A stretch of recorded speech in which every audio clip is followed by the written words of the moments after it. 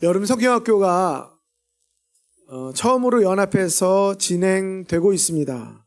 서광교회가 중심이 되어 진행하는 그 시간에 참여하는 형태로 진행되었습니다. 어제까지 금요일과 토요일 어제까지는 연합해서 하고 오늘 주일은 각 지교회에서 흩어져서 네 교회가 흩어져서 마지막 성경학교 마무리를 하는 시간으로 진행하고 있습니다.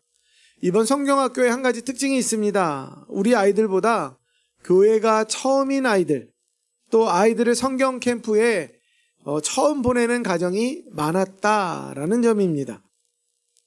그 아이들이 주중에 교회를 찾아오게 됩니다. 자주 찾아와요. 학교가 끝나고 학원에 잠깐 들렸다가 학원을 마치면 들어와서 저녁 때까지 내놀다가 가는 일이 있습니다. 그러다 보니까 그 아이들을 초청해서 성경학교로 함께하게 되었는데요. 그 아이들이 이제 교회에 와가지고 이제 최동찬 이사님하고 막 이렇게 떠들고 막 얘기하다가 이제 가는데 종종 제가 있을 때면 문을 열고 제가 있는 공간에 들어와서 이렇게 얘기합니다. 목사님 같이 놀아요. 그리고 이렇게 얘기합니다.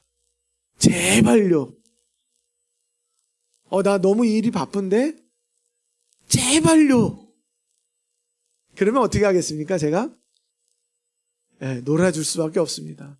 하던 일을 멈춰두고, 그래, 잠깐만 기다려. 내가 얼른 나갈게.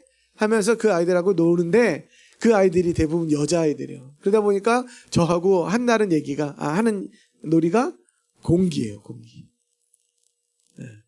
이 공기를 하는데, 아이들이 막, 저한테 이렇게 얘기하는 거예요. 제가 일부러 좀 져주려고 이렇게 하는데도 아이들이 기를 쓰고, 제가 이제 져주려고 하는데도 제가 좀 잘하나 봐요. 자기가 질 것 같으니까 기를 쓰고 어떻게든 이기고 또 이렇게 얘기해요. 한번 실수하잖아요. 실수하면 제발요. 그러면 제가 아이들한테 얘기해요. 그래, 나는 한 번, 그럼 너는 2번 기회를 가져. 그래서 결국 아이들이 이기게 해줍니다. 제가 왜 이런 얘기를 하냐면 누군가에게는 간절함을 가지고 표현하는 일들이 많습니다.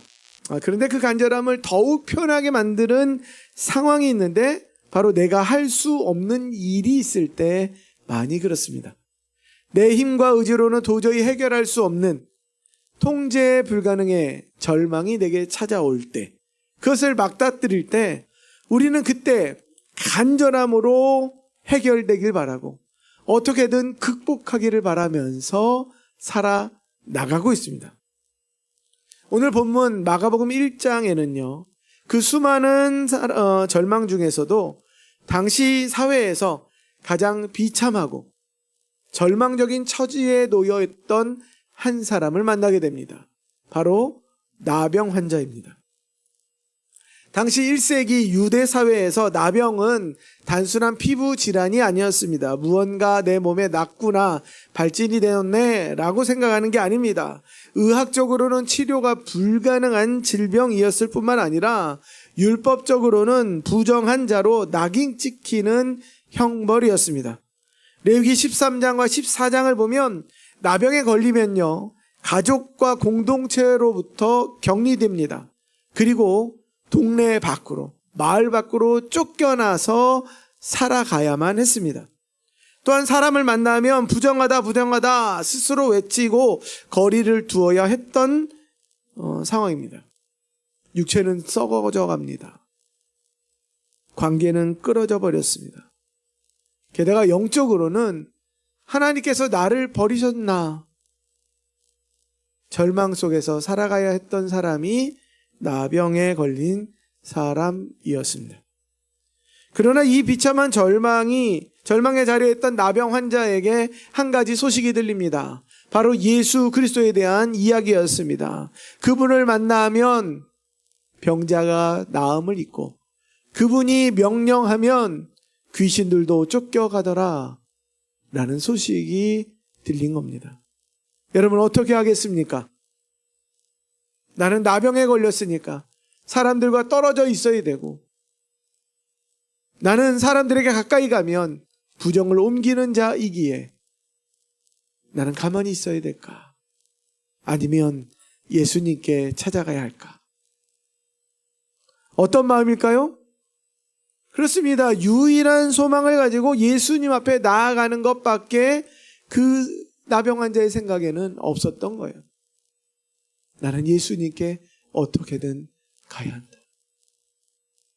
오늘 우리는 이 나병 환자의 발걸음을 통해서 하나님이 기뻐하시는 간절한 믿음이 무엇인지를, 또 그리고 그 믿음 위에 임하는 하나님의 주권적인 은혜가 무엇인지를 함께 살펴보기를 원합니다. 먼저 살펴볼 것은 믿음은 간절함으로 나타납니다.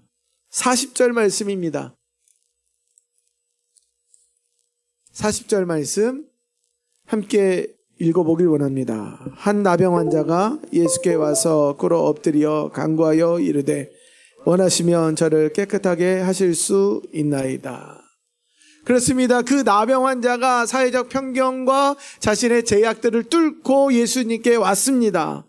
이건 목숨을 걸어야 하는 행위예요. 앞서 얘기한 대로 율법에 따르면 나병 환자는 일반인들에게 접근이 금지가 되어 있습니다. 왜요? 자신을 부정할 뿐만 아니라 자신이 만지고 함께한 사람들도 부정하게 만들기 때문에 접근 자체가 금지되어 있는 겁니다. 그래서 사람들은 누군가 나병 환자에 걸린 듯한 사람이, 자신의 몸을 가린 사람이 자기에게 다가오는 것을 보면 돌을 던져서 그에게 던져서 가까이 오지 못하도록 만들었다는 거예요. 지금 예수님에게 많은 사람들이 따라다닙니다. 그러면 예수님을 만나려 하면 어떤 일이 벌어져야 돼요? 그 사람들을 뚫고 예수님을 만나야 했다는 거예요. 나병 환자는 모든 사회적 시선, 비난, 죽음의 공포, 그리고 율법의 제한을 뚫고 예수님 발 앞에 나아간 것입니다. 무엇이 그를 움직였겠습니까? 바로 절박함에서 나온 간절함이었습니다. 자신은 아무것도 할 수 없습니다. 여러분, 병이 걸렸으면 왜 낫고자 안 했겠습니까? 여러 방법들을 다 했을 겁니다. 좋은 의사를 찾아갔을 겁니다. 그럼에도 고칠 수 없다는 이야기만 들었습니다. 내가 할 수 있는 게 아무것도 없구나. 이런 자신의 완전한 무능력에서 그 무능력을 깨닫고 난 뒤에 나에게 남은 유일한 길은 예수님밖에 없음을, 그 주님 앞에 나아갈 수밖에 없음을 깨닫다는 것입니다. 이렇게 얘기할까요? 주님을 만나지 못하면, 내가 지금 예수님을 만나지 못하면 나는 어떻게 된다? 죽는다. 나는 죽는다. 라는 그 간절함이 그를 주님 앞으로 나오게 했다는 것입니다. 그런데요, 더욱 놀라운 건 그의 기도입니다. 그의 간구입니다. 그는 당장 내 병을 고쳐주세요. 나를 깨끗하게 해주세요. 라고 얘기한 게 아니라 그가 이렇게 얘기합니다. 원하시면 저를 깨끗하게 하실 수 있습니다. 이것은 예수님이 자신의 병을 얼마든지 능히 고칠 수 있는 분이라는 믿음이 담겨 있는 거예요. 그런데 그 믿음이 나의 요구, 나의 욕구, 나의 간절함에 따라 응답되는 게 아니라 원하시면이라고 얘기합니다. 그 병이 낫는 건 누구의 결정? 누구의 권한? 바로 예수님의 권한에 있음을 그는 고백하고 있는 겁니다. 내가 원하니까 내게 주십시오가 아니라 그 모든 걸 결정하는 주권이 바로 주님, 예수님, 당신께 있습니다. 이렇게 고백했던 것입니다. 왜 그렇겠습니까? 자신의 의로움이나 자격이 없기 때문입니다. 아니, 그런 것 자체가 아예 없어요. 그러게 더욱 예수님의 뜻과 그의 긍휼을 구하면서 자신의 모든 걸 맡기게 된 겁니다. 이 상황을 한번 그려볼까요? 사람들이 예수님을 따르는 가운데 그 예수님 앞으로 나병 환자가 엎드렸어요. 사람들은 어떻게 할까요? 돌을 들어서 저리 가라고 쫓아낼 거예요. 근데요, 사람들이 어쩌면 지켜본지도 모르겠어요. 예수님이 어떻게 하나 보자.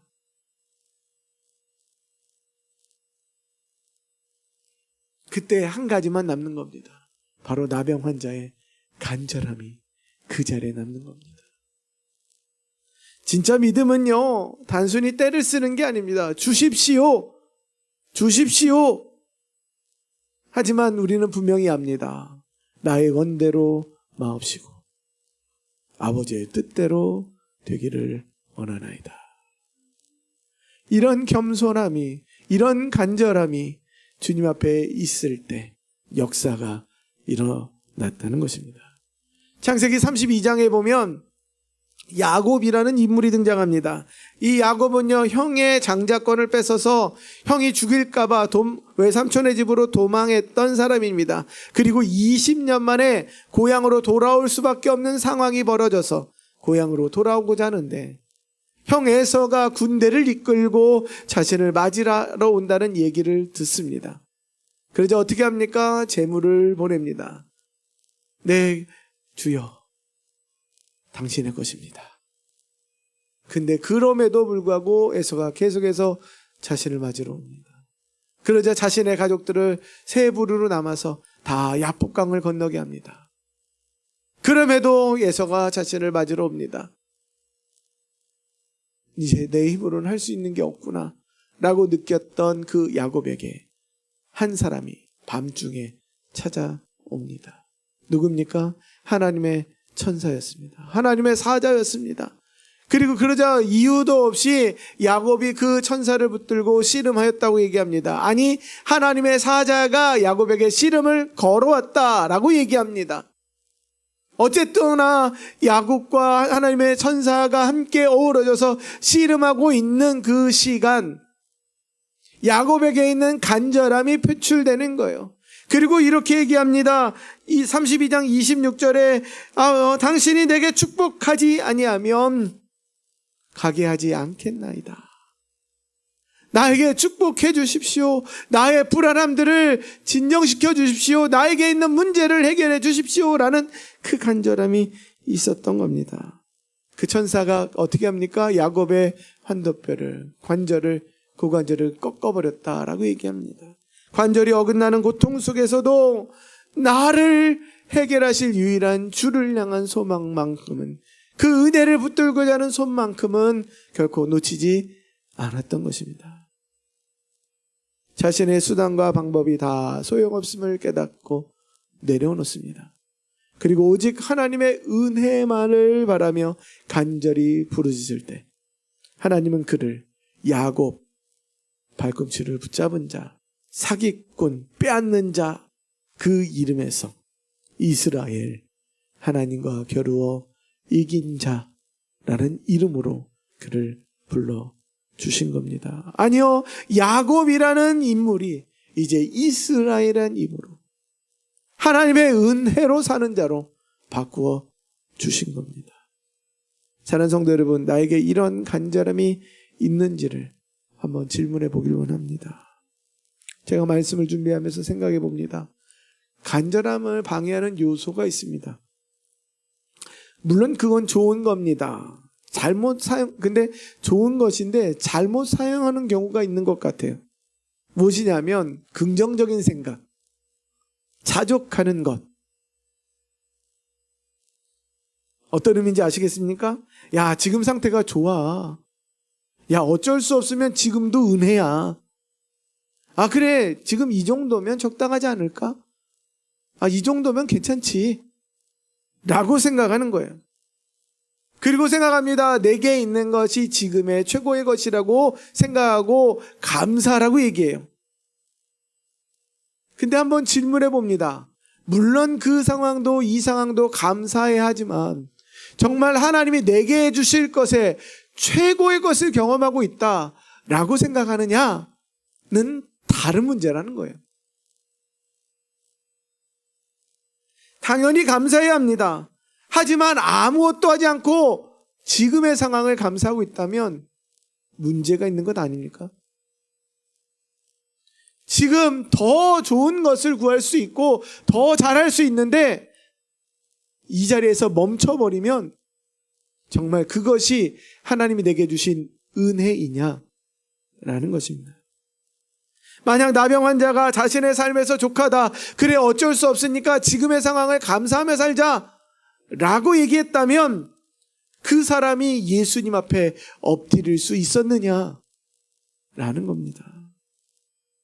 그러기에 이렇게 표현하고 싶습니다. 우리는요, 하나님께서 하실 수 있는 것, 그것에 대한 간절함을 잊지 말아야 합니다. 하나님이 내게 주실 것에 대한 간절함을 결코 놓치지 말아야 하는 것입니다.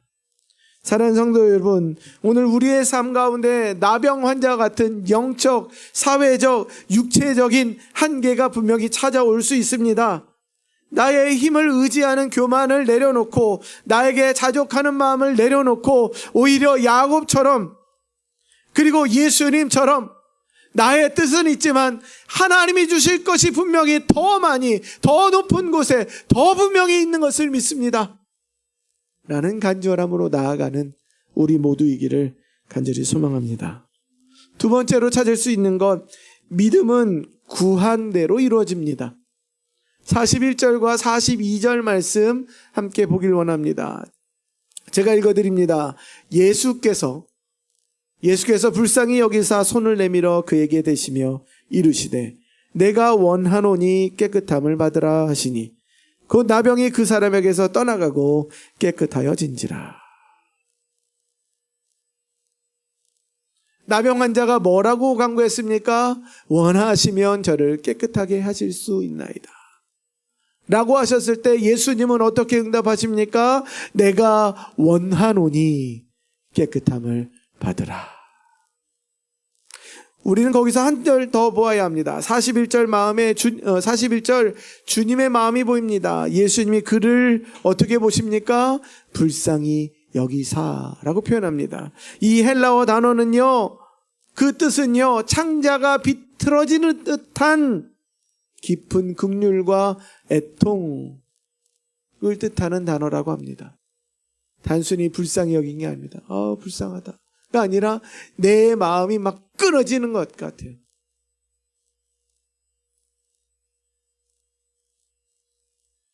간절함으로 간구하는 나병 환자를 예수님께서 창자가 비틀어지는 듯한 깊은 긍휼의 마음으로 보신 것입니다. 그리고 말씀합니다. 내가 원하노니 깨끗함을 받으라.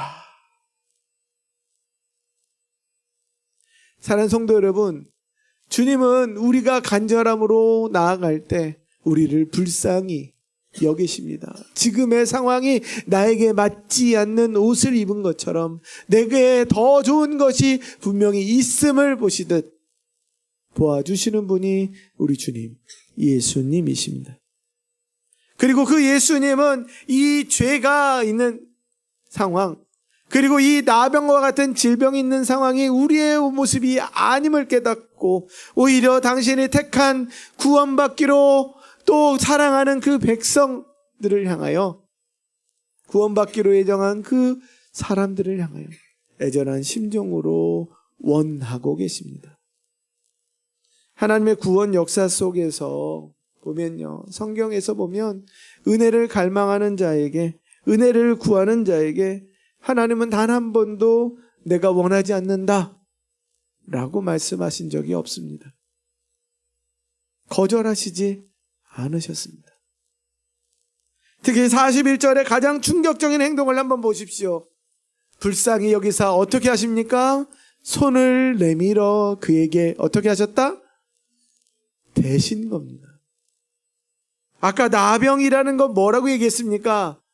율법적으로 보면 그 몸에 닿거나 그 사람의 손이 닿는 물건조차 다 부정해지는 병이 나병이었습니다. 그런데 예수님이 오히려 멀리 하신 게 아니라 그를 창자가 끊어진 듯한 애절한 마음으로 불쌍히 여기시고 그에게 오히려 손을 대신 겁니다. 보세요. 예수님은 말씀만으로도 얼마든지 병을 고칠 수 있으십니다. 내가 원하노니 깨끗함을 받으라 라고 말씀만 하셔도 되는데 오히려 예수님은 손을 뻗어서 나병 환자를 만져주십니다. 생각해 보십시오. 모두 다 멀리하는 존재였던 나에게 아무도 만져주지 않았던 그 저주받은 피부를 예수님이 직접 터치해 주신 거예요. 만져주신 거예요. 나병 환자가 구한 것보다 예수님은 더 응답해 주셨다는 겁니다. 병이 낫기를 구하는데 나병 환자는 예수님을 오히려 만져주셔서 그에게 병 낫는 것보다 더 큰 예수님의 사랑을 전해주신 겁니다. 그리고 예수님으로 말미암는 영원한 구원의 비밀을 알려주신 거예요. 사랑하는 성도 여러분, 예수님의 십자가를 기억합니다. 우리 예수님이 모든 죄와 질병, 부정함을 십자가에서 친히 담당하셨다라고 얘기합니다. 우리가 져야 할 형벌을 대신 지시고 당신의 의로움과 생명을 주셨다라고 우리는 잘 알고 있고 그렇게 믿고 있다라고 생각합니다.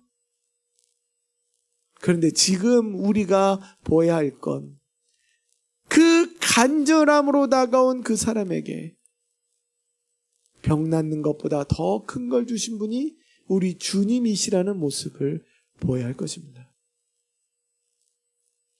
마가복음 5장에 보면 12년 동안 혈루증을 앓아온 여인이 있습니다. 그녀 역시 율법상으로는 부정한 여인입니다. 그리고 그녀가 만지는 모든 물건도 부정하게 되는 동일한 부정한 자였습니다. 수많은 의사에게 고통을 당하며 재산을 다 탕진해 버렸다라고 추측할 수 있습니다. 그 시간이 무려 12년이었거든요. 아무런 효용도 없고 아무도 할 수 없는 상황, 나병 환자와 같은 동일한 상황이었을 겁니다. 그래서 그녀에게 예수님의 소식이 또 들려지죠. 근데 그녀가 예수님께 나아가고 됐지만 이 상황은 예수님이요 사람들에게 둘러싸여 있던 거예요. 도저히 다가갈 수도 없습니다. 또 그녀 자신은 사람과 함께 할 수도 없습니다. 그때 그녀가 택한 방법은 무엇입니까? 모든 것, 사람들이 뭐라고 생각하든지 상관없이 그 인파를 뚫고 이런 생각을 하는 거예요. 예수님의 옷자락만이라도 만지면 내 병이 나을 것이다. 내 병이 나에게서 떠날 것이다 라는 간절함으로 그녀는 지금 한 소망으로 나아갔던 겁니다. 그때 어떤 일이 벌어집니까? 혈루의 근원이 즉시 마르고 병이 나았다라고 성경은 기록합니다. 그리고 예수님이 그녀를 향하여 이렇게 얘기합니다. 딸아, 내 믿음이 너를 구원하였으니 평안히 가라.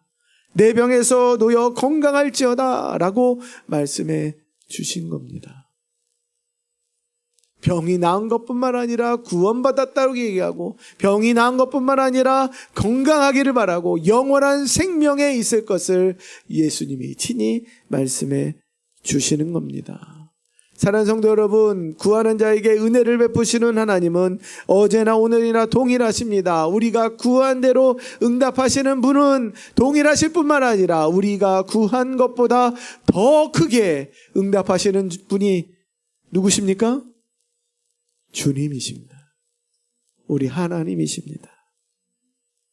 그 하나님의 긍휼을 신뢰하고 나를 불쌍히 여기실 그 주님 앞에 간절함으로 나아가는 자에게 하나님은 구한 것보다 구한 대로 응답하시고 구한 것보다 더 크게 응답하시는 은혜의 주님이심을 믿으시기 바랍니다. 세 번째로 믿음은 주체할 수 없는 힘을 일으킵니다. 45절 말씀 제가 읽어드립니다. 그러나 그 사람이 나아가서 이 일을 많이 전파하여 널리 퍼지게 하니 그러므로 예수께서 다시는 드러나게 동네에 들어가지 못하시고 오직 들들에 계셨으나 성읍에서 사람들이 그에게로 나오더라. 들에 계셨다라고 얘기하죠. 바깥에 계신 겁니다. 예수님은요, 고침을 받은 나병 환자에게 엄히 경고하십니다. 아무에게도 말하지 말고 제사장에게 가서 몸을 보이고 율법이 명한 대로 예물을 드리라 라고 말씀하셨습니다. 이는 아직 주님의 때, 즉 십자가가 드러나기 전이었기에 그것을 드러내지 못하도록 막으시는 것이었으며, 또 율법적인 절차를 통해서 제사장에게 몸을 보이고 모세의 정한 대로 예물을 드려서, 제물을 드려서 이제 완전히 회복되었고 내가 나았음을 보이고 이제 집 안으로, 사회 속으로 들어가도록 돕기 위함이었습니다. 근데 45절을 한번 생각해 보세요. 그 사람이 나가서 많이 전파하여 널리 퍼지게 만들었다는 거예요. 예수님의 말씀을 어떻게 한 거예요? 아무에게도 알리지 말고, 아무 말도 하지 말고, 제사장에게서 내 몸을 보이고 그냥 네가 나았음을 증명해라 라고 했는데, 그 말씀을 어떻게 한 겁니까? 불순종한 겁니다. 예수님의 말씀을 따르지 않은 거예요. 이 사람 예수님 말씀을 안 지켰네? 근데요, 여기에서 주목하는 건 이 사람의 마음이에요. 마가가 굳이 이것을 기록한 건 예수님의 말씀에 불순종했다를 드러내기 위한 게 아니라 그 속에 있는 마음을 보자는 거예요. 구원의 은혜를 감격했습니다. 자신의 병을 구원받았을 뿐만 아니라, 병에서 구원받았을 뿐만 아니라 예수님이 어떤 분인지 안 그 감격이 이 나병 환자에게, 아니 나병이 나은 이 사람에게 있었던 것입니다. 그러기에 그 영혼 속에서 터져나오는 주체할 수 없는 감격이 그에게 있었다는 것입니다. 죽음에서 살아난 감격입니다. 평생토록 나는 이제 이 병으로 죽는구나 라고 심겨질 그 한이 해결되었습니다. 평생토록 하루를 살아도 왠지 그냥 괜히 눈물이 흐르는 자신의 삶에 대한 한탄이 모두 벗겨졌음을, 그런 큰 기쁨 가운데 누리고 있었던 겁니다. 어떤 금지령으로도 어떤 사람이 가만히 잠잠하라 라고 얘기해도 잠잠할 수 없는 그 마음이 나병이 나은 이 사람에게 있었다는 것입니다. 사랑하는 성도 여러분, 참된 믿음은요, 참된 감격은 어떤 이론에 있지 않습니다. 내가 느꼈던 감정, 내가 경험했던 것으로도 표현되지 않는 겁니다. 상상할 수 없는 게 그 사람의 마음속에 있다는 겁니다. 살아계신 하나님을 경험한 자의 삶 속에 불같은 감격이 있음을 여러분 아십니까?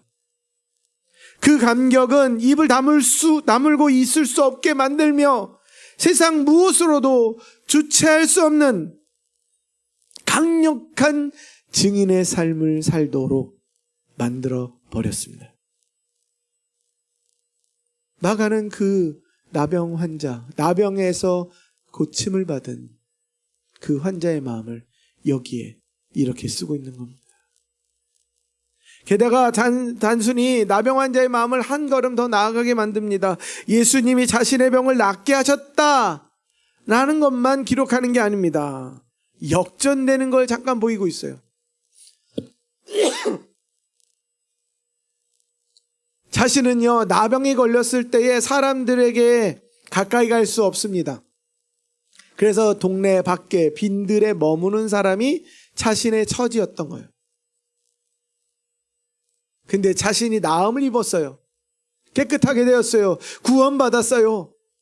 그런데요, 나를 낫게 하신 예수님은 어떤 처지에 나가십니까? 도리어 사람들을 피하여 빈들에 머물 수밖에 없는 상황이 된 겁니다. 자신의 모든 것을 대신 짊어지셨음을 오늘 45절은 나병 환자의 행동으로 말미암는 결과로 보여주고 있습니다.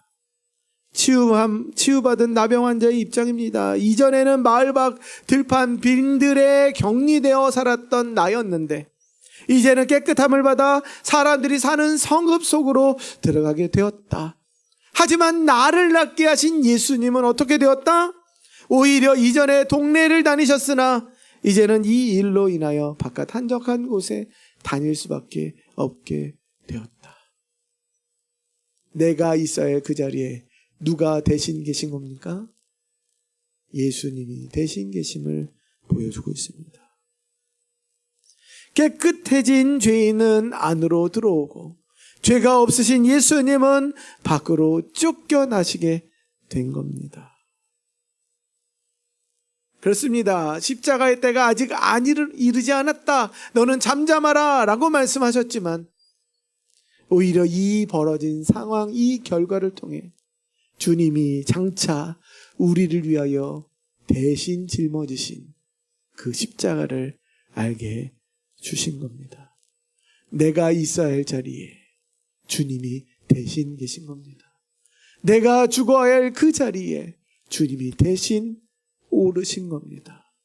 이유는 우리를 불쌍히 여기셨기에, 이유는 아무도 찾아오지 않는 나에게 찾아오셨기에 주님은 그 자리를 뒤바꾸어 놓으신 것입니다. 사랑하는 성도 여러분, 이것이 우리에게 주어졌다면 우리가 잠잠해야 할까? 그렇습니다. 병이 낫는 건 잠잠할 수 있어요. 아니, 병이 나음을 통하여 하나님, 나 이 병 낫기 원합니다. 원하시면 나를 낫게 해주십시오 라는 간절함이 우리 모든 사람에게 모두 있을 수 있습니다. 그런데요, 내가 있어야 할 그 자리를 뒤바꾸신 주님, 그 주님을 알려야겠다라는 간절함은 예수 믿고 나서, 예수님을 경험하고 나서 지속되지 않고 있음을 우리는 한 번쯤 생각해 봐야 하지 않을까요? 내가 있어야 그 자리에 주님이 계신다. 나는 죽을 수밖에 없고 사람들에게 손가락질을 받을 수밖에 없고 나는 절망적인 상황밖에 생각할 수 없는데 주님이 오히려 그 자리에 가셨다. 그 은혜, 그 구원을 받은 나는 지금 무엇을 하고 있는가 생각해야 하지 않을까요? 예레미야 20장에 보면 예레미야는요, 하나님의 말씀을 전하다가 사람들의 외면을 받고 왕의 징계를 받아서 동족들의 핍박받은 채 감옥에 갇히게 됩니다. 야, 내가 말씀을 전했더니 내게 돌아온 결과가 이렇게 감옥에 갇히는 것인가? 라고 생각하면서 이렇게 행하여 내가 다시는 하나님의 말씀을 선포하지 않으리라. 내가 왜 사서 고생을 할까? 이제 하나님의 이름으로 선포하는 일은 없을 거야 라고 스스로 한 번씩 생각해 보는 거예요. 그랬더니 어떤 결과가 있느냐? 그 마음을 예레미야 20장 9절은 이렇게 고백합니다. 우리 한번 같이 읽어볼까요? 내가 다시는 여호와를 선포하지 아니하며 그의 이름으로 말하지 아니하리라 하면 나의 마음이 불붙는 것 같아서 골수에 사무치니 답답하여 견딜 수 없나이다. 내가 비록 감옥에 갇히는 상황에 있고 사람들의 손가락질을 받고 동족들이 외면하고 당신이 뭔데 이런 얘기하느냐 라는 비판을 받기에 내가 다시는 선포하지 않으리라 했는데 가만히 있는 그 마음속에 불붙는 것 같은 거예요. 골수에 사무치는 답답함이 자신을 있어서 가만히 있지 못하겠다. 예레미야는 말하고 있는 겁니다. 그의 열정이 그렇게 만들었을까요? 아닙니다. 그 은혜가 예레미야를 몰아간 것입니다. 내가 있어야 할 그 자리에 주님이 계신다라는 것을 생각하면 할수록 나를 살리신 그 은혜가 너무 크기에 그 자리로 계속 몰아가는 것입니다.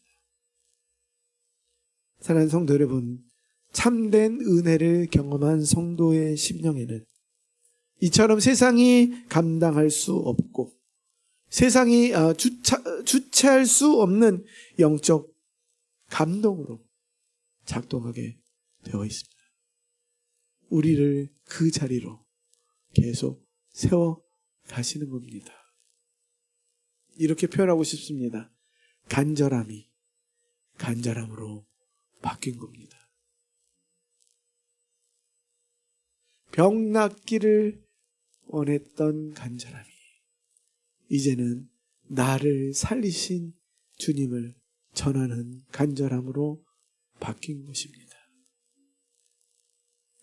사랑하는 성도 여러분, 오늘 말씀을 맺고자 합니다. 마가복음 1장의 순서에 좀 한 번 더 주목해 보길 원합니다.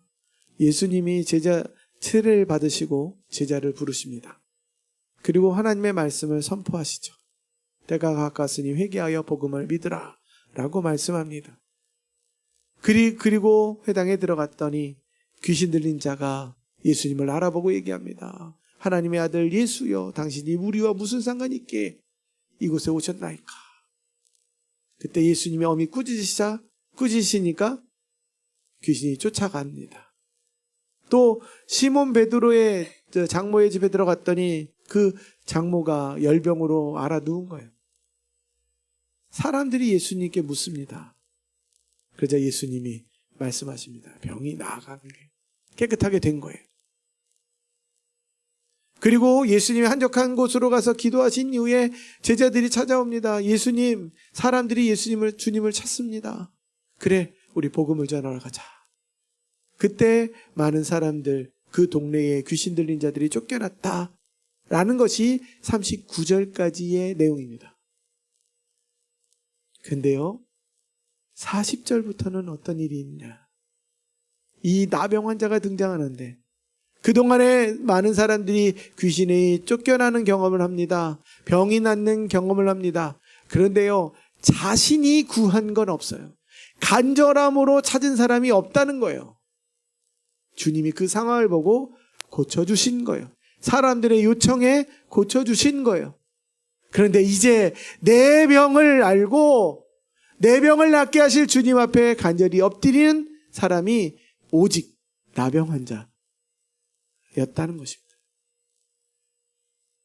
이제 간절함으로 찾는 이들이 이제 주님 앞에 나올 것을 시작하는 첫 스타트가 누구였다?